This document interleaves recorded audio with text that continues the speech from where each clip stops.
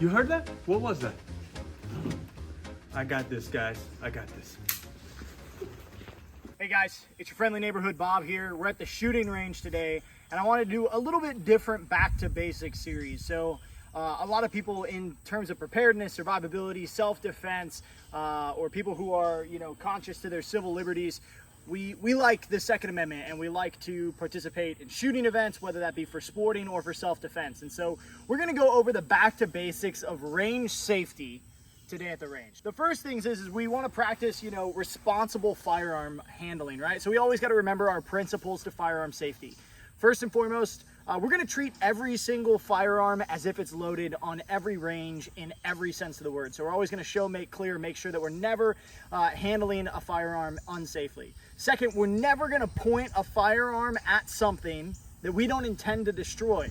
So making sure that we're having really good muzzle discipline. We're never pointing it at a person or an animal or in an unsafe direction, because we want to know our target and what's beyond it, right? And so making sure that, if we're going to be shooting a firearm, we know exactly where that bullet's going to land every single time, because we're responsible for that trajectory. And then finally, we're going to keep our finger off of the trigger until we're ready to shoot at all times. Doesn't matter, whatever circumstance it may be, we want to keep our finger off that trigger. While we're practicing all of those principles of firearm safety, we want to make sure to have a couple of things on us at the range whenever we're using a firearm. First and foremost, we want to make sure that we have a good med kit that can support the possibility of, maybe a firearm related injury, whether that be a negligent discharge or a ricochet, or even, something as simple as just, getting your finger stapled or something like that. So I always carry the OpFac on me. I love the OpFac because it has the capability to carry 1 and 2 tourniquets, right? So we always want to have a tourniquet on us, as well as we want to have the capability for some wound packing. So inside the OpFac, you see that I have not just combat gauze, but I also have the compressed gauze and an emergency trauma dressing. So I can do wound packing. Then I have a couple of sets of chest seals in here, a nasal pharyngeal airway, some duct tape, a decompression needle for those of you who've been trained on it, and all the appropriate med gear in case of a firearm related injury. Now I'm a little bit overkill. I always carry 3 tourniquets on me. So I have a tourniquet in the Ford Kydex holster on my range belt. So making sure you have a good first aid kit is going to be key to a safe and successful range day, whether you're just plinking a couple of rounds or you're practicing for self-defense, whatever it may be.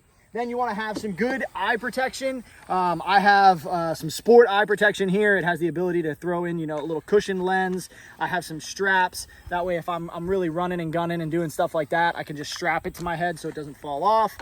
So having some good eye protection, and then you want to have good ear protection too, right? And you can go basic with the eye protection, or you could go advanced. Same thing with the hearing protection. So we got a pair of Peltors, and we also have a pair of Walker razors. So you kind of have as much or as little as you want. But the main thing is we want to protect these senses. It's really hard to deal with, hearing loss, hearing damage due to high decibel, gunshots. Same thing with your eyes. You only get 2 of them, and if you have a ricochet, or you have maybe a shell come back at you from somebody who's shooting by you, you want to be safe, guys. I know there's cool guys on Instagram that are doing crazy stuff with no eye pro, no ear pro on. We're just not about that here at Refuge. We want to be prepared. We want to be responsible. So let us know in the comment section, what are you guys carrying in your everyday range trips, whether it be, additional water, maybe additional med gear, because we really want to know. We want to, further a prepared community that's acting responsibly. Thank you guys so much. We hope that you're being safe. We hope you're being responsible, and please carry an effing firearm.